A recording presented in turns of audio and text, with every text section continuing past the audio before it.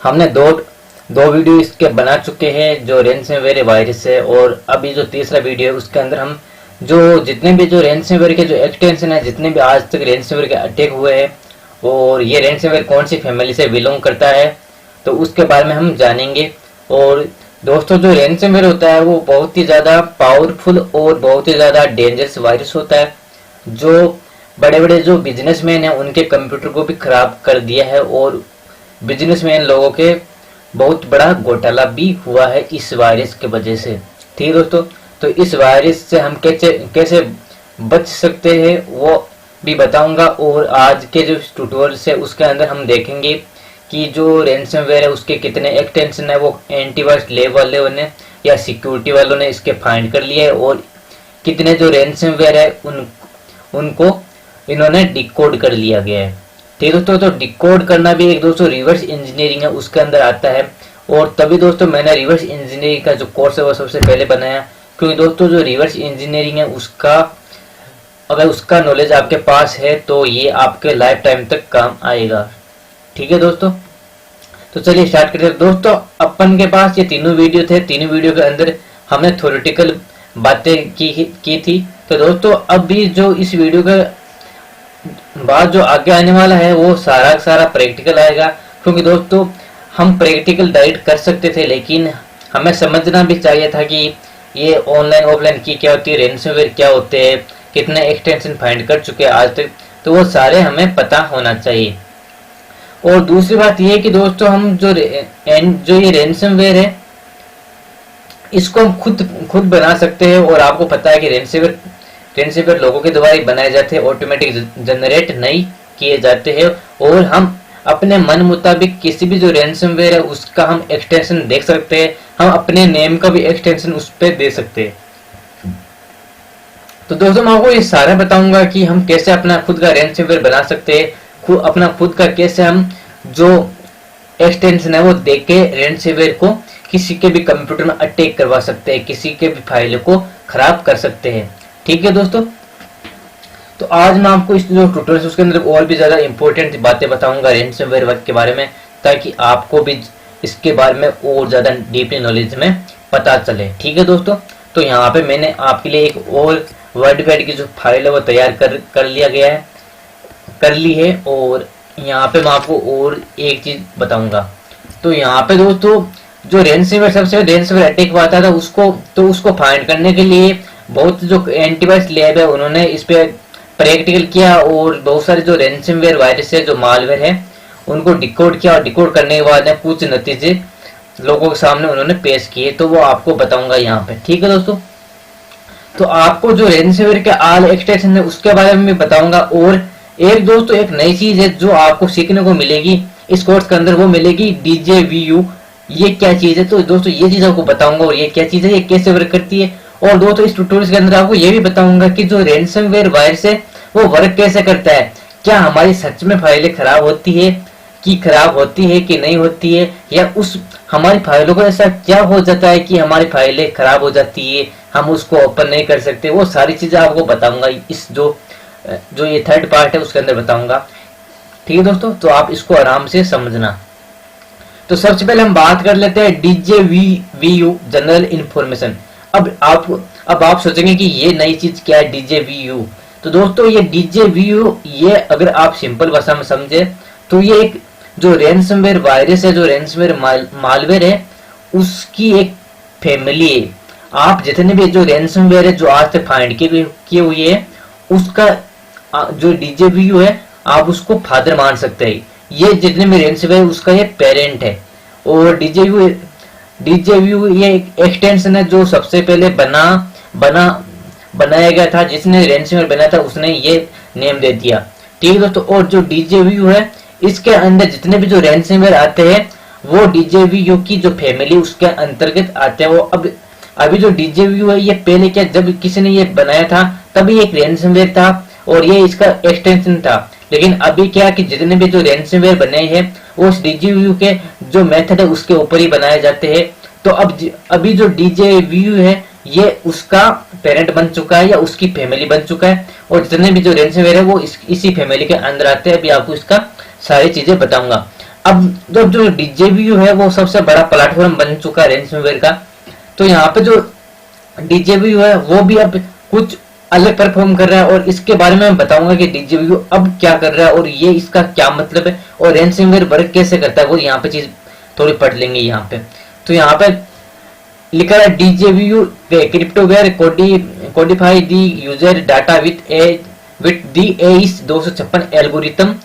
However, it does not encrypt the entire file but rather approximately 5 MB in its beginning. Subsequently, it asks for the ransom the amount of $980 in Bitcoin equivalent of restore the file.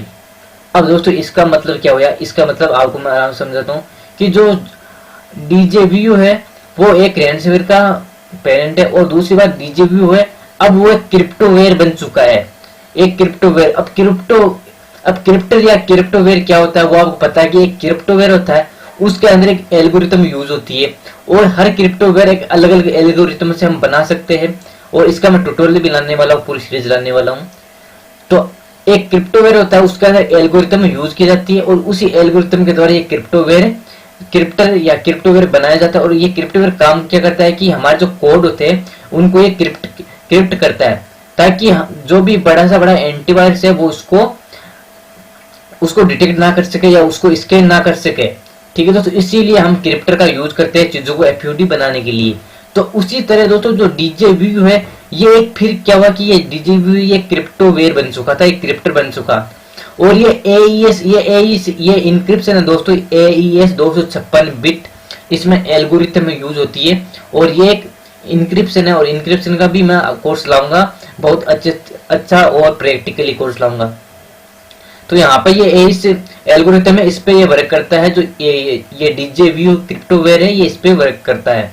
और अब यहाँ पे क्या करेगा, अब मैंने कहा था कि रेंसमवेयर वर्क कैसे करता है, हमारी फाइलें क्या जो असलियत में क्या खराब होती है, क्या वो चीज यहाँ पे बताऊंगा।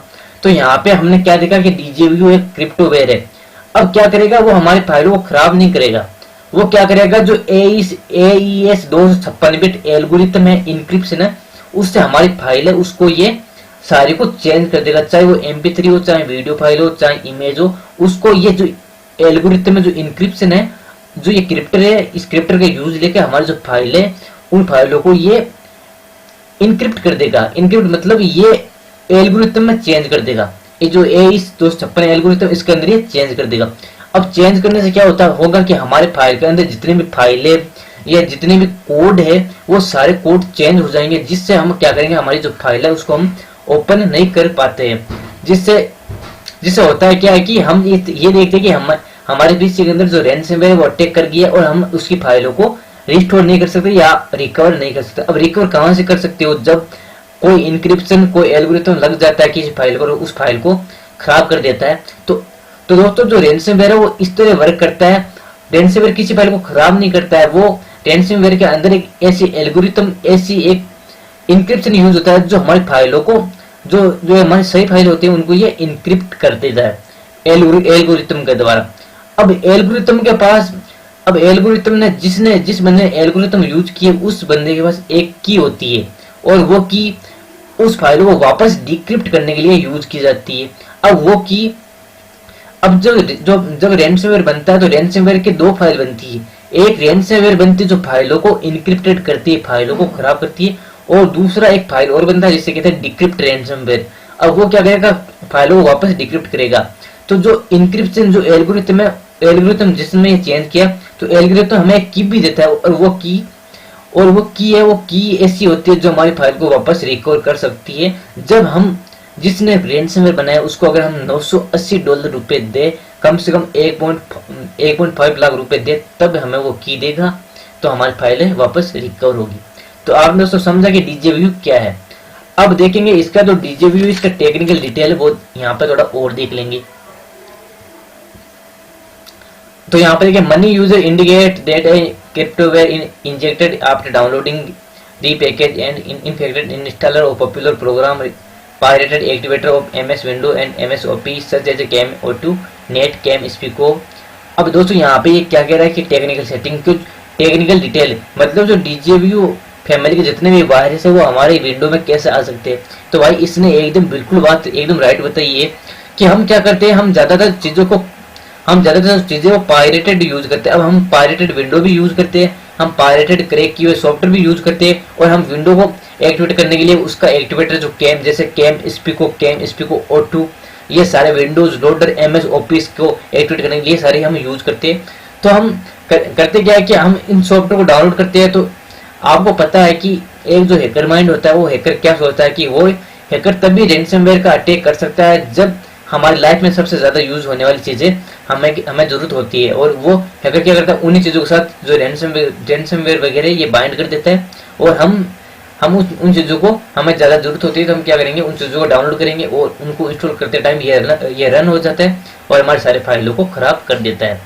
ठीक है दोस्तों, तो यहाँ से दोस्तों तो ये सारे जितने में काम है ये इलीगल काम है। और दूसरी बात ये है कि अगर आप खुद क्रैकर हो तो खुद सॉफ्टवेयर को क्रैक कर सकते हो, लेकिन अगर आप क्रैक सॉफ्टवेयर किसी साइट से करोगे तो आपके पीसी में वायरस आएंगे, रैंसमवेयर आएंगे और आपके डेटा खराब हो जाएगा।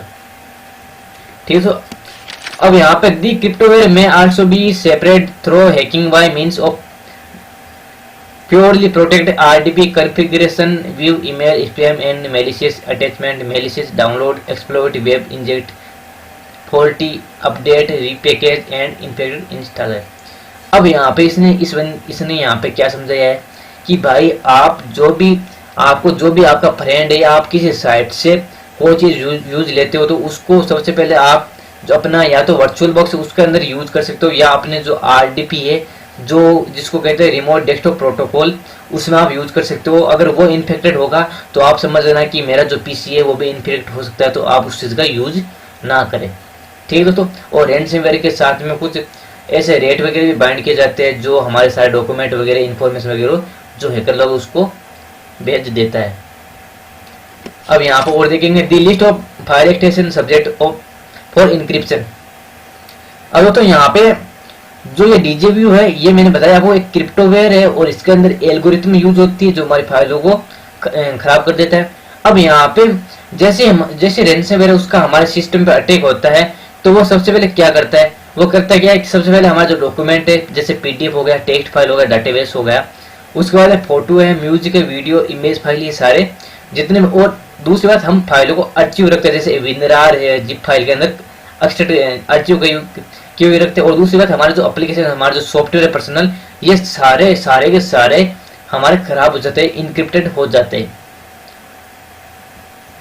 ठीक है, तो अब यहाँ पे ये स्टॉप DJVU ये दोनों एक ही है, ये एक ही पेरेंट है, ये एक ही फैमिली है जिसके अंदर सारे रैंसमवेयर यहाँ पे आते हैं। और जो DJVU है इस फैमिली के अंदर जितने भी जो रैंसमवेयर आज तक जितने भी जो रैंसमवेयर आई है या जितने भी जो रैंसमवेयर की एक्सटेंशन है वो आज तक फाइंड कर ली गई है और डिकोड कर ली गई है। तो अगर इस फैमिली से कोई भी रैंसमवेयर अगर बिलोंग करता है तो उसका अटैक किया हुआ जो डेटा है उसको हम रिकवर कर सकते हैं। ठीक है, तो यहाँ पे रैंसम ड्रॉप, अब यहाँ पे रैंसमवेयर जैसे अटैक करता है तो हमारे पीसी के अंदर क्या क्या प्रतिक्रिया होती है या क्या क्या एक्टिविटीज होती है वो यहाँ पे इसमें बताया गया। तो यहाँ पे जैसे हमारे जो पीसी है उसके अंदर रैंसमवेयर अटैक करता है तो यहाँ पे आपको पता है कि जितनी भी फाइल है वो सारी इनक्रिप्टेड हो जाएगी, खराब हो जाएगी। लेकिन एक ऐसी फाइल है जो ऑटोमेटिक जनरेट हो जाएगी, वो फाइल क्या है, तो यहाँ पे वो मिलेगी readme.txt और उसका एक्सटेंशन होगा .djvu, ये इसका एक्सटेंशन होगा, फाइल के पीछे लग जाएगा जो एक रैंसमवेयर का एक्सटेंशन है। उसके बाद में आपको ओपन नेम.txt और open.txt और readme.txt ये ऐसी फाइलें मिलेगी जिसके अंदर हैकर की जो इन्फॉर्मेशन है वो छोटी इन्फॉर्मेशन मिलेगी, जो आपको मैंने पहले सेकंड वीडियो में बताया था कि वो आपको से पैसे मांगेगा, वो आपसे एक स्पेशल की देगा, आपको प्राइवेट की देगा, लेकिन उसको आपको पैसे देने नहीं है क्योंकि वो आपको पागल बना रहा है, वो आपको कोई की वगैरह नहीं देगा और आपके सारे पैसे ले लेगा। ठीक है दोस्तों, तो यहाँ पे हमने इस जो पूरी फैमिलीज के बारे में बात की। और अब यहाँ पे स्टेज ऑफ क्रिप्टोवेयर इन्फेक्शन, अब यहाँ पे जो क्रिप्टोवेयर है, क्रिप्टोवेयर के बारे में मैंने अभी बताया आपको। अब क्रिप्टोवेयर के अंदर ही क्रिप्टोवेयर ये इन्फेक्शन कैसे करता है कि हमारे कंप्यूटर में कैसे आता है, कैसे ये एक्टिवेट होता है और कैसे ये वर्क करता है, तो वो यहाँ पे हम उसके बारे में बात करेंगे। तो क्या करेंगे, हम क्या करते हैं कि हम नेट पे कुछ चीज़ें सर्च करते हैं या कुछ चीज़ें फाइंड करते हैं, तो क्या होता है कि हमारे नेट के अंदर जो JS है, जिसे बोलते हैं जावा स्क्रिप्ट, और जावा स्क्रिप्ट कभी कभी हमारे ऑटोमेटिक हमारे पीसी के अंदर कुछ ऐसे सॉफ्टवेयर है जो ऑटोमेटिक इंस्टॉल हो जाते हैं जावा स्क्रिप्ट के कारण, तो वो डायरेक्ट रन कर जाते हैं। तो रन करने से हमारा जो पीसी है वो खराब हो जाता है। और दूसरा जो क्रिप्टोवेयर होते हैं, ये ज़्यादातर क्या करते हैं, जो क्रिप्टोवेयर और जो रैंसमवेयर होते हैं, कुछ रैंसमवेयर मैंने बताया कि ऑफलाइन की और ऑनलाइन की होती है। तो दोस्तों जो कुछ रैंसमवेयर होते हैं ऐसे होते हैं जो सर्वर होता है, सर्वर के ऊपर अपलोड किए जाते हैं और वो रेंडमली की जनरेट करते हैं, और जेएस जावा स्क्रिप्ट द्वारा हमारे पीसी के अंदर एंटर कर जाते हैं, और रेंडमली की द्वारा हमारे जो सारी फाइल है उसको ये इनक्रिप्टेड कर देते हैं। ठीक है। और दूसरा बात, अब क्या करेगा, जैसे रैंसमवेयर हमारे सिस्टम अटैक करेगा, अटैक करने वाले हमारे जो जितनी भी फाइल है वो सारी इनक्रिप्टेड हो जाएगी, और मैं एक readme.txt फाइल एक छोड़ जाएगा, और हर एक फोल्डर के अंदर एक readme.txt फाइल मिलेगी जिसके अंदर पर्सनल आईडी होगी, उस हैकर का एक जीमेल होगी जिसके अंदर हम उससे बातचीत कर सकते हैं या उसको मैसेज भेज सकते हैं।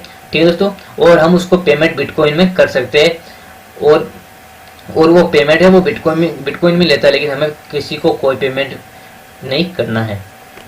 अब यहाँ पे है कि जो रैंसमवेयर अटैक करता है, तो हमारे जो ये रैंसमवेयर कहाँ पे रन होता है और कौन सी फाइल में जाके ये सेव हो जाता है, जिससे हमारे जितने भी जो फाइल है वो इनक्रिप्टेड हो जाती है। तो ये डायरेक्ट कैसे, तो दोस्तों आपको पता है कि हमारा जितना भी सिस्टम होता है वो सी ड्राइव के अंदर इंस्टॉल होता है। तो सी ड्राइव ये डायरेक्ट क्या करेगा, सी ड्राइव के अंदर कुछ फाइलें ऐसी होती है, कुछ फोल्डर होते हैं जो ज्यादा काम आते हैं विंडोज के अंदर, उस पर डायरेक्ट अटैक कर देता है, जिससे क्या होता है कि वो फाइलें इनक्रिप्ट हो जाती है, और ये फाइलें सारी को जितना भी हमारे सिस्टम में जितनी भी पार्टीज है उसको सारे को ये इनक्रिप्टेड कर देता है। अब यहाँ पे रैंसमवेयर किस पे अटैक करेगा डायरेक्ट, तो यहाँ पे आपको पता है लोकल ऐप डेटा के बारे में आपको पता ही होगा, जो हमारा सिस्टम उसके अंदर होता है, और ऐप डेटा के अंदर क्या होता है, जितनी भी हमारे एप्लीकेशन सॉफ्टवेयर होता है उसका छोटा सा डेटाबेस सेव रहता है। और यहाँ पे रैंडम नंबर और TMP डॉट, तो यहाँ पे जो ये % लोकल ऐप डेटा, और यहाँ पे जितने भी लोकल ऐप डेटा है उसके अंदर हमारा जो रैंसमवेयर है वो इस फोल्डर के अंदर जाता है और यहाँ पर रन करता है, और यहाँ पर रन करने से हमारा जो सिस्टम है वो इनक्रिप्टेड हो जाता है, और हमारा जो सिस्टम है उस पर जो रैंसमवेयर उसका अटैक हो जाता है, और हमारा सिस्टम है वो खराब होने लगता है धीरे धीरे। ठीक है दोस्तों, अब यहाँ पे देखिए दोस्तों, ये डायरेक्ट सी और Windows system 32 task time trigger task. अब यहाँ पर जो रैंसमवेयर है यहाँ पर डायरेक्ट इस जो फोल्डर है इस पे अटैक करता है। अब हमें पता है, आपको भी पता है कि जितने भी फाइलें होती है या जितने भी विंडोज के अंदर काम होते हैं, जितनी भी एक्टिविटी होती है वो सारी सी ड्राइव के द्वारा ही की जाती है। तो सी ड्राइव अगर इन्फेक्टेड होगा तो हमारा पूरा डेटा है, पूरा जो सी ड्राइव है और दूसरी जो पार्टीशन है वो भी इन्फेक्टेड होगी। अब यहाँ के बाद दूसरी बात ये है कि जो रैंसमवेयर है ये हमें सी ड्राइव उसके अंदर तो इसने एंट्री कर लिया, और ये जो हमारे फोल्डर इसमें भी इन्होंने कवर कर लिया, रैंसमवेयर ने कवर कर लिया, और इस पे उसने अपना जो काम है वो करना स्टार्ट कर दिया। लेकिन दूसरी बात ये है कि जो हमारी रजिस्ट्री होती है, जिस रजिस्ट्री के अंदर हमारे जितने भी सारे सॉफ्टवेयर होते हैं उनका छोटा सा डेटाबेस है वो सेव रहता है। तो रजिस्ट्री के अंदर ये कैसे एंट्री करेगा, तो दोस्तों यहाँ पे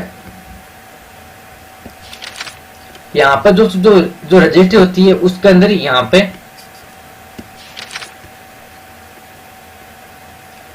जो हमारी रजिस्ट्री होती है उसके अंदर जो हमारा सॉफ्टवेयर होता है उस सॉफ्टवेयर के अंदर जो विंडोज होते हैं विंडोज के अंदर ये एंटर करता है, और यहाँ पे जो एक छोटा सा डेटाबेस बना लेता है, जो ये रैंसमवेयर है एक छोटा सा डेटाबेस बना लेता है, जिससे हम अपनी जो रजिस्टर उसको डिलीट भी नहीं कर सकते। और डिलीट करने से होगा क्या, जब हमारा रैंसमवेयर अपना काम कर चुका है, अपने सारी फाइलें को इनक्रिप्टेड कर चुका है, तो अब डिलीट करने से क्या होगा, क्योंकि हमारी जो फाइल है वो तो वापस आ नहीं सकती।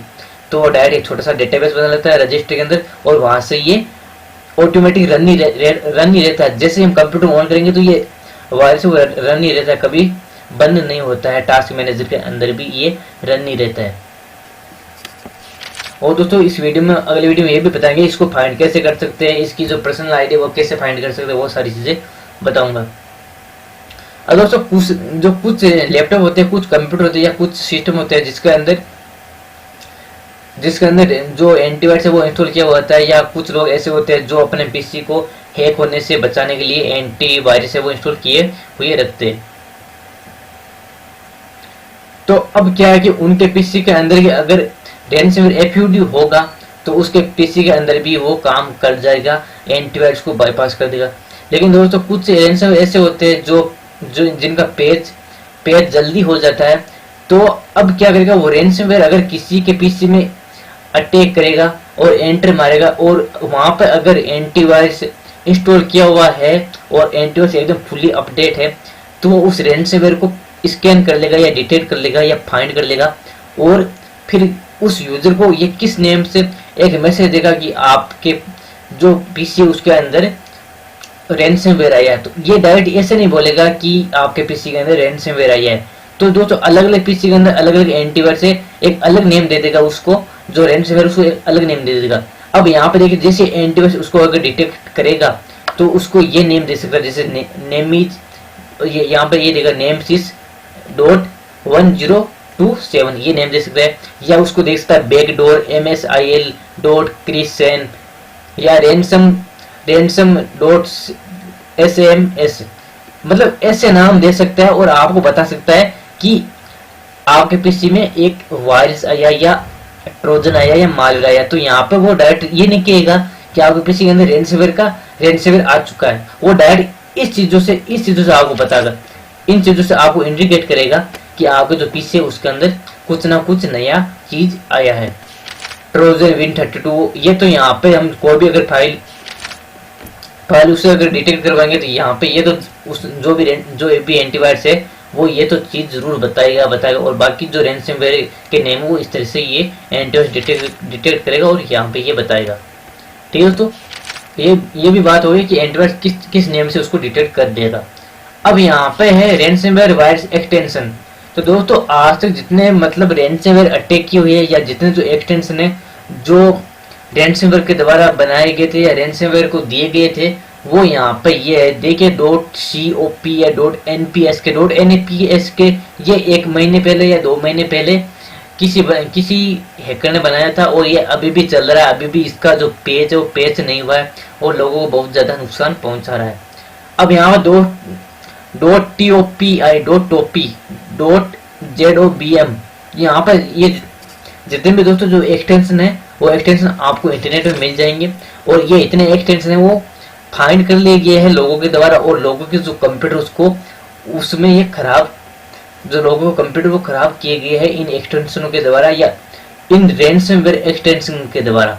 इतने लोगों ने ये रैनसमवेयर जो एक्सटेंशन वो बता चुके, और जो इतने जो एक्सटेंशन है वो जो एंटीवायरस लैब है उसने फाइंड कर लिए है, डिकोड कर लिए है। ठीक है दोस्तों, तो यहाँ पे इतने रैनसमवेयर एक्सटेंशन है वो मेरे को मिले और मैंने आप लोगों के साथ ये शेयर किया।